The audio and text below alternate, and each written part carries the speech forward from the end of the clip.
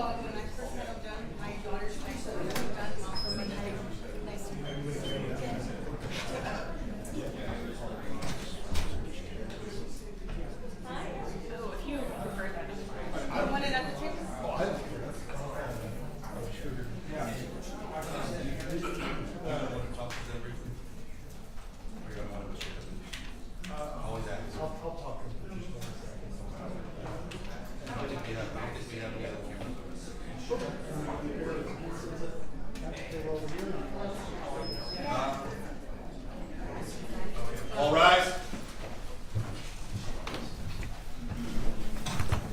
Everybody may be seated. Thank you very much.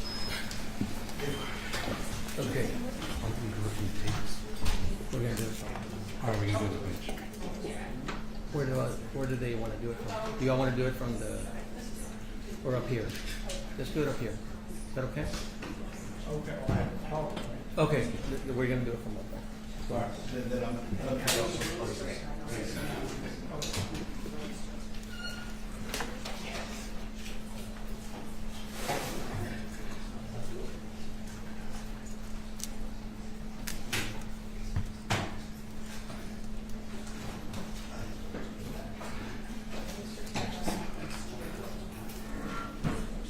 Who's the defendant?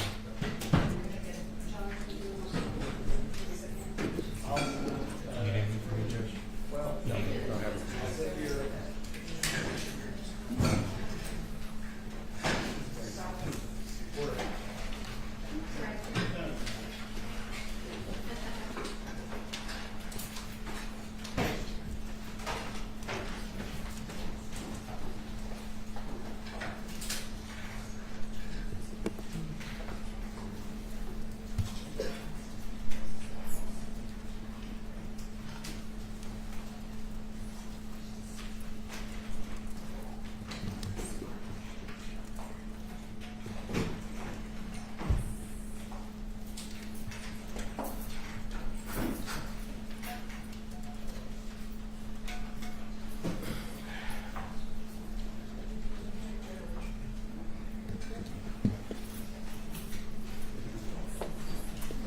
You ready to go?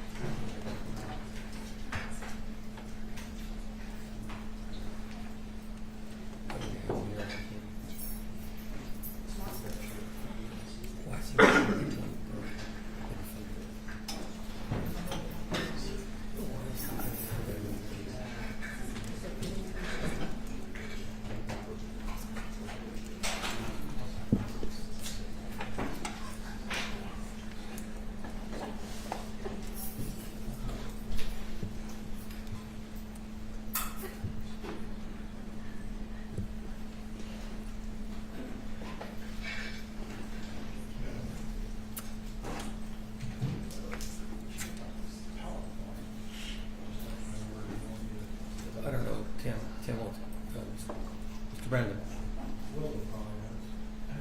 Yes, something about PowerPoint. You got it? And then where's the defendant?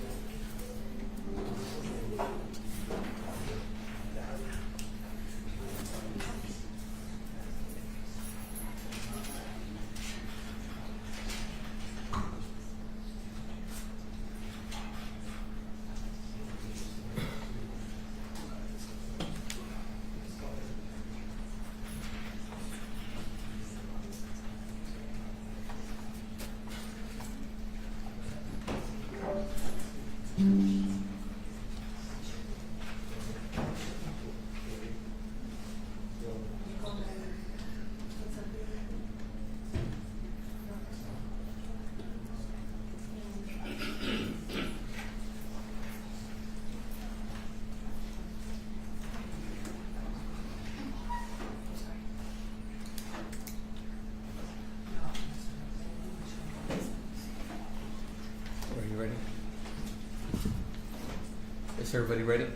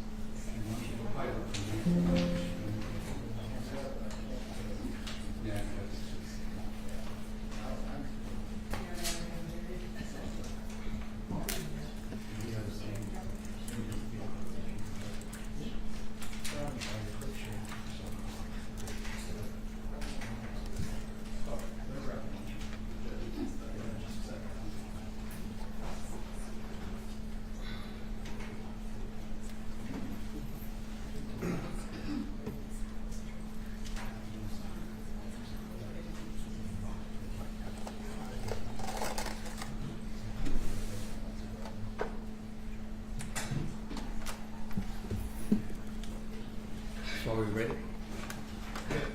States, Randy grab a slicker, Judge.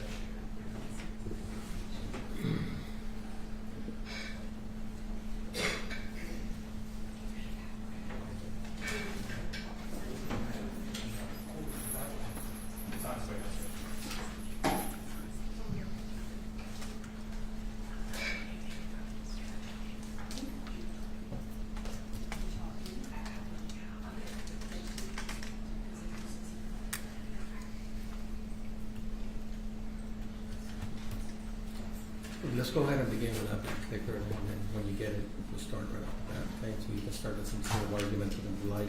Let me call the case. 2024 CR 012097, State versus Brad Chandler Simpson. Will the lawyers please state their names for the record? Case is in welcome State, thanks. Stephen Gilmore, Brittany Durham, and Tanya Rivera for Brad Simpson. And also- Okay, and sir, are you Brad Chandler Simpson? Yes. Okay, we're here today because the defendant filed a motion to quash the indictment. I have that in front of me. I also have the state's response to defendant's motions to quash. And I have defendant's reply to state's response to the motion to quash the indictment. Okay, so to you, Counselor, you're the movement. Do you have any other statement, or you just? No statement other than just the argument, Judge. Okay, then, do you need the clicker to start your presentation? I mean, I would like it, Judge. One of the reasons that I think that the PowerPoint is helpful is because I kind of diagrammed what we were discussing earlier, this distinction between the result of conduct and the nature of conduct type offenses.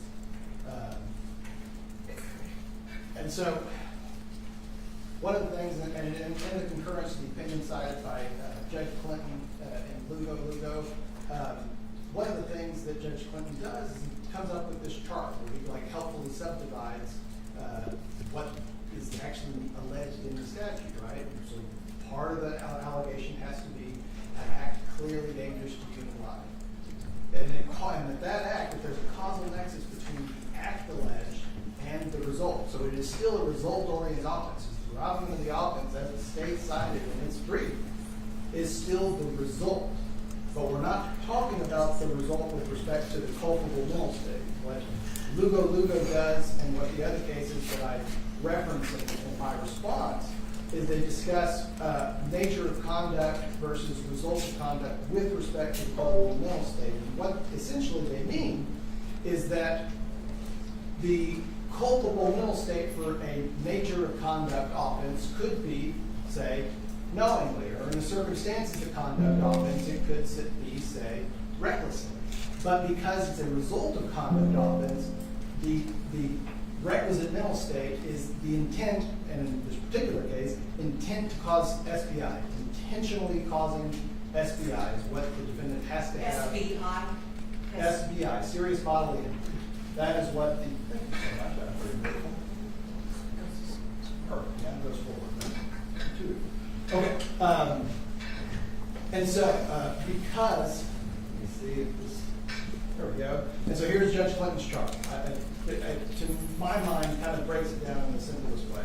That intent to cause the serious bodily injury by committing the act, that is the nature of conduct. That's the nature of what the defendant is accused of doing, right? And then it results in the death of an individual. That is the result of the conduct that the defendant engaged in. Whether or not the defendant recklessly engaged in the conduct doesn't matter, because the state has to prove that he intentionally engaged in that conduct. And so in a result-oriented offense, the state must also prove that the appellant caused the result with the requisite criminal intent, which again I've said is intentionally in this particular case.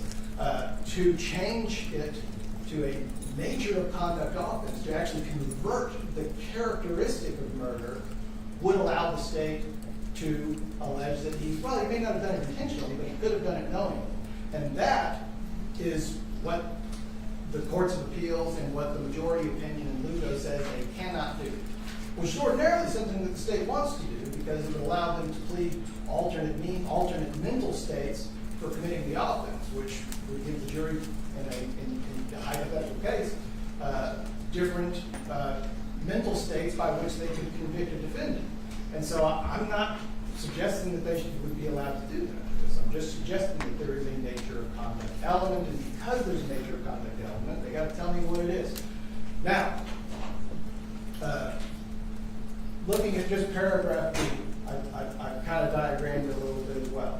So that, in this case, Brad Simpson committed an act clearly dangerous to human life. That is the nature of his conduct committed with intent to cause SBI. That's what the indictment puts me on notice of. That caused death. That's the causation element. That the result of the conduct, the act that occurred, the clearly dangerous act, and then your guess is as good as mine, because they just alleged that it's by manner and means unknown to the grand jury. That somehow this act that's clearly dangerous to human life is also, I don't know, unknown. And that's not noticed, Judge. But this discussion about result of conduct and nature of conduct, that's me responding to the state's brief. Ultimately, it doesn't matter for the purpose of determining whether or not I have notice. Notice is the issue, not the culpable mental state, and whether it's a result of conduct offense or nature of conduct offense is immaterial. What I'll point out is the penal code does not define what an act clearly dangerous to human life is.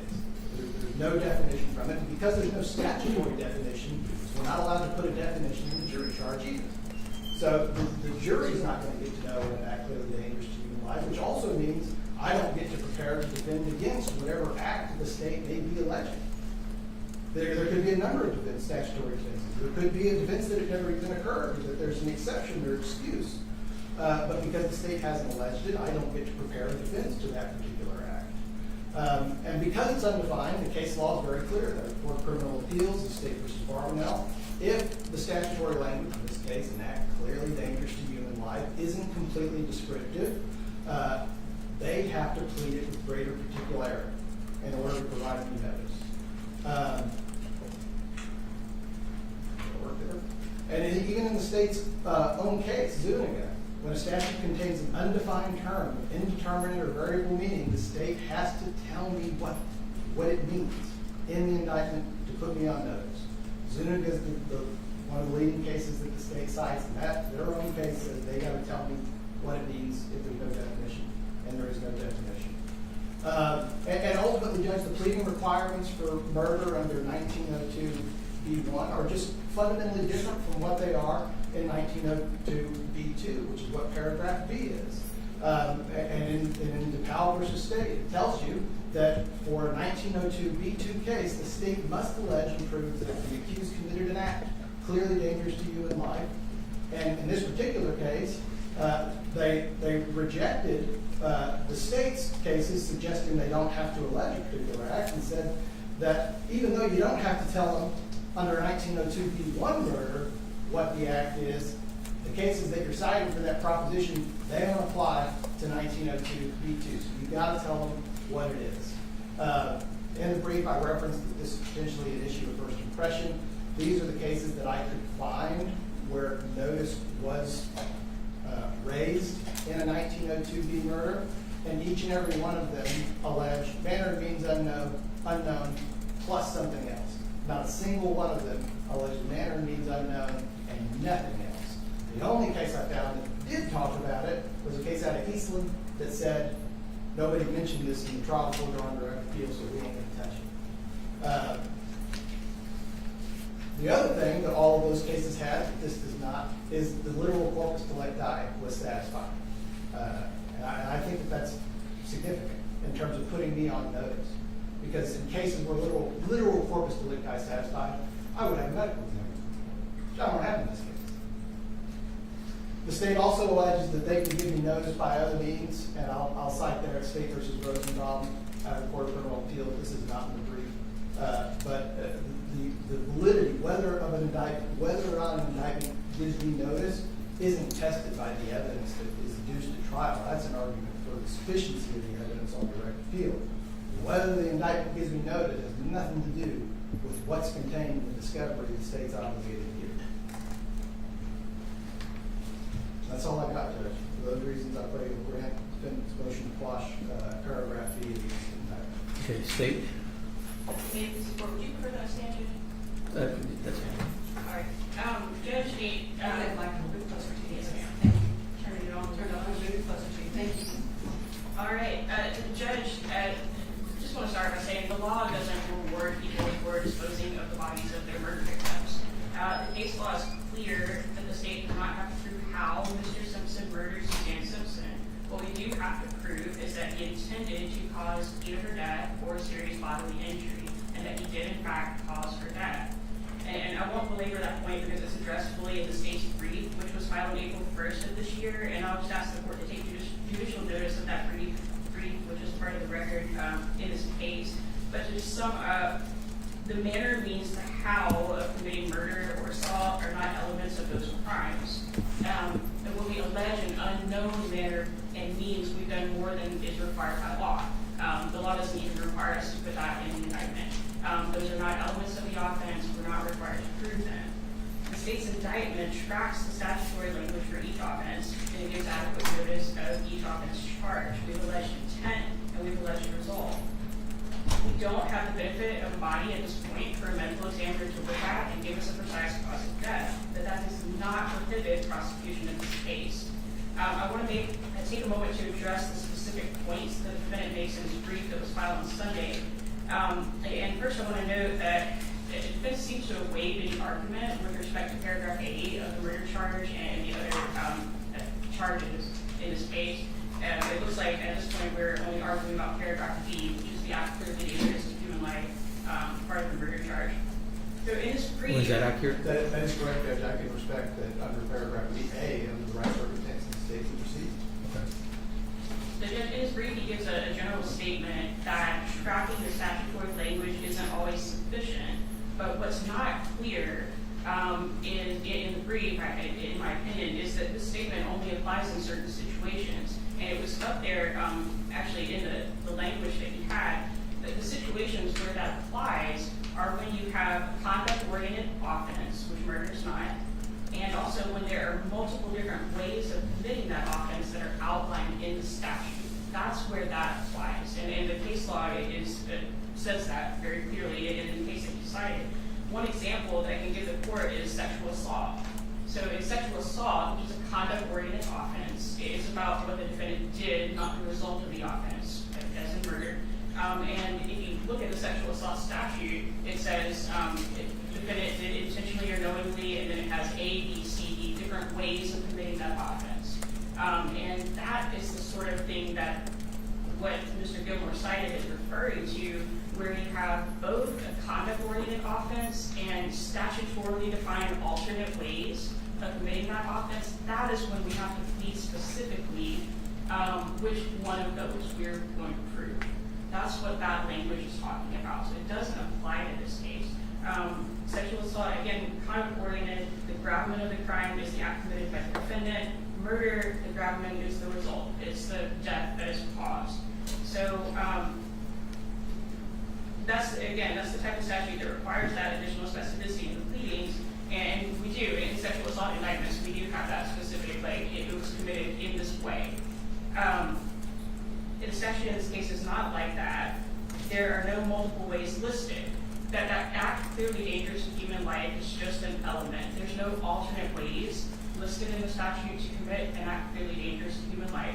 What the case law that Mr. Gilmore cited doesn't say that every term that's undefined in the statute has to be pled specifically. It's just talking about those specific situations. So it just doesn't apply to this case. So there's really two reasons. It's not conduct-based, and there aren't options listed in the statute. So that argument really does not apply. And when it comes down to a judge, defendant's argument, he claims it's about notice, but it's really about sufficiency of the evidence. What he is saying, I believe, is that we have that element, okay, it's an additional element in paragraph B of an act clearly dangerous to human life, and he's asking, well, what evidence do we have of that? And that is a sufficiency argument. It's not appropriate for a motion to quash. That's a trial issue, so it's premature to be addressing that now. And that element, same as the American means judge, it's too early to make that decision. So I'm asking you, Judge, for those reasons, to deny this motion to quash. and for the reasons outlined in the state's brief as well. And to you, Counselor, what about the idea that the state can only give you notice of what they know? In this case, apparently, I'm assuming that through your representations, there is no body of the, complainant in this alleged offense. What do you say that the idea that the state can only give you notice of what they know? Sure, and so take that to its logical conclusions. What other offenses could they indict Mr. Simpson for that they think they know about and they hope they produce evidence of at trial? I mean, what offenses could they indict anyone for that they don't know about now and aren't telling me about, especially in an indictment, but they sure hope to shore that up by the time we get in front of the jury? I mean, ultimately, Judge. Well, when you say that, when you say shore up, Mm-hmm. let's say, and I know this is an alleged offense, but let's say at some point the body of this individual, this complainant, is found, then they would have to give you more notice, correct? I mean, when you say shore up, is that what you're talking about? Well, so in a hypothetical situation where something like that occurred, I would expect the state to either amend or re-indict. And so would I. So there would now be new facts, and there would be a medical examiner's report that would allege a cause and manner of death as well. But I'm trying to figure out what you meant by when you said that they can shore up their case as they go. What do you mean by that? Well, I mean, the state will, I'm sure, agree with me that discovery is not complete in this case, that they're still waiting on at least 6 reports for the Texas Rangers that I'm aware of. And so the state is hoping that additional better evidence will appear in those reports. As of right now, I don't want to get into the specificity because it's not an issue here. Well, and that's the next question. What's your response to the state's argument that this is really a sufficiency of the evidence argument and it's not right now? Well, I mean, it's just not. So when the state was talking about the sexual assault statute, right, it listed all the statutory ways of committing the offense. Well, that's exactly what we're dealing with here. 1902b1 is one way that a person can commit murder. 1902b2 is another way, and 1902b3 is felony murder. And there's capital murder. There are other statutory ways of committing murder, right? And I've already agreed that under the right circumstances, the state could proceed in a manner and means unknown 1902b1 murder. I mean, that just from my research, I've seen that it's appropriate to do. But 1902b2 has different pleading requirements. But where do you get that? From the concurring from the concurring opinion in Lugo? No, from DePaul versus State, which says it From the explicitly. what, I'm sorry? DePaul, DEPAUW. And I read a lot of these cases, but tell me what that one says. Sure, and that was in the PowerPoint, which I could supplement with a hard Just copy of. But summarize for me, please. It's 658 Southwest 2nd, 628 at Penn site 633 out of Amarillo in 1983. Petition was refused. And that case, as it says explicitly. On the other hand, 1902b2 imposes a requirement upon the state, which section 1902b1 does not, namely that the state must allege and prove that the accused committed an act which is clearly dangerous to human life. Therefore, we believe the cases cited by appellee, which hold that an indictment is valid even though the means of the murder are not alleged in an indictment, are an opposite to 1902b2 case. So it's saying that you can do it in a 1902b1 type murder. That a person knowingly, intentionally killed another person by manner or means unknown to the grand jury. All the opinions I've read say that they can do it that way. But DePaul says explicitly, and I've omitted the citations from the PowerPoint slide, but it cites to other cases for similar proposition, that for the purposes of 1902b2, if they're going to allege an act clearly dangerous to human life, they've got to give me some kind of notice of what that act is. More to the point, how did the grand jury know that it was an act clearly dangerous to human life if they didn't know what it was? Because there are conceivable acts which could result in a person's death, which weren't clearly dangerous to human life. And in order for me to test that at trial, I would need to know ahead of time what act the state is alleging to commit. And so, ruling in defense favor on this particular issue, Judge, obviously doesn't foreclose the state from proceeding under 1902b1. They still get to prosecute a murder if they so choose. It just means that if you're going to do it under B2, you got to tell them more. And if you can't tell them more, don't indict it that way. Okay, and State, how do you respond to that last point on that case that says that's required? Give me a brief moment. I'll give you a brief minute. Go ahead.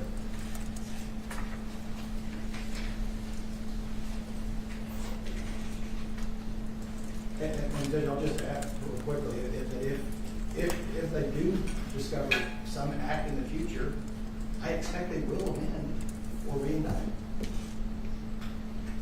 Judge, just to respond to the quash, again, that analysis is a sufficiency analysis of the quash. It involves essentially looking back at the statute and determining if there is enough evidence to support an act of dangerous to human life. And that is an element that we're going to have to do in the trial. And that, again, it is a sufficiency element, but it doesn't fix the issue that defense has of really not having a case that says that we're required to get that notice of more specificity than just saying an act of dangerous to human life. In the PAW, the case is cited, you're saying there was a sufficiency of the argument case? That's I'm sorry, right. sufficiency of the evidence? I can give the court a copy of the case, Let me look at it real which I've quick. already read. It's reviewing the court's ruling on a motion to quash the indictment starting at Inside 633.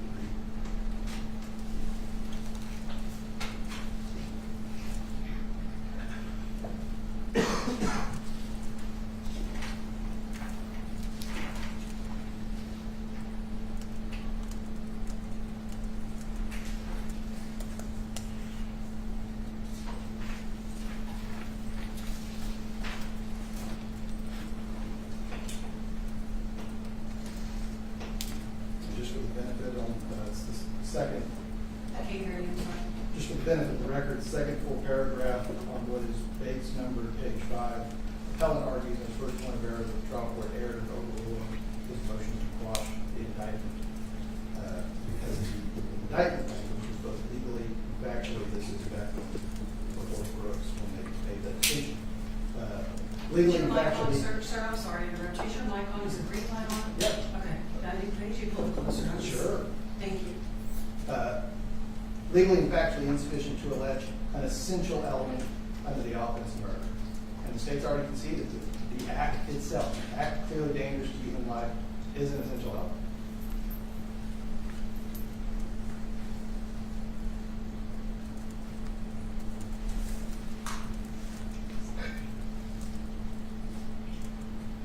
When you're ready, I can have a response.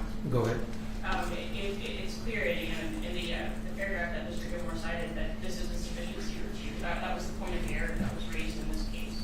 And when you get to the point where they're discussing this, they say very specifically that the state's not required to plead their evidence in the indictment. What they do is they look at, in this case, there was an act alleged, and it was pled more specifically, and they look at whether or not that's sufficient. It doesn't follow from that we have to plead that, if that makes sense. It's a sufficiency review, and in addition to that, this is an Amarillo case from 1983, so it's not technically controlling for what that's worth. Right. But I don't think it speaks to the point Mr. Gilmore is trying to make either. Okay, and again, to you, counsel, Lugo, the authority kind of that you're citing is a concurring opinion that the majority in that case rejected, correct? They rejected his analysis with respect to the requisite mental state for this office. Okay, now, anything else for me to say? Not from the statement. Okay. That's right. All right, so first of all, since you've conceded, as you stated earlier, your motion to quash the indictment as to count 1, paragraph A, is denied, and the same thing with count 2, count 3. Now, as regards count 1, paragraph B, the state had asked for more time to brief this issue. Do you still wish to have more time to brief this issue? Judge, if you would allow it, we would, I think we can provide the court with more case law at one point. Okay, so since that's the main issue in contention right now, I'm going to go ahead and hold my ruling in abeyance and give the state some time to respond. And as soon as I have their response to their last reply, I'll rule on that. So I'll hold my ruling in abeyance for now. As to count 1 paragraph B. All right? Can I ask how much time the state has to provide a response? Well, I'm sending. Yeah, a week, Debbie. Okay, 1 week. So what's give me a date.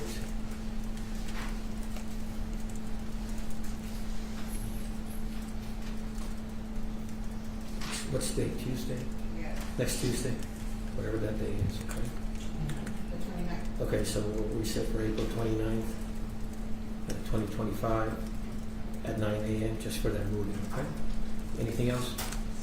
Thank you very much, Adrian. Okay, that closes the record. Thank you.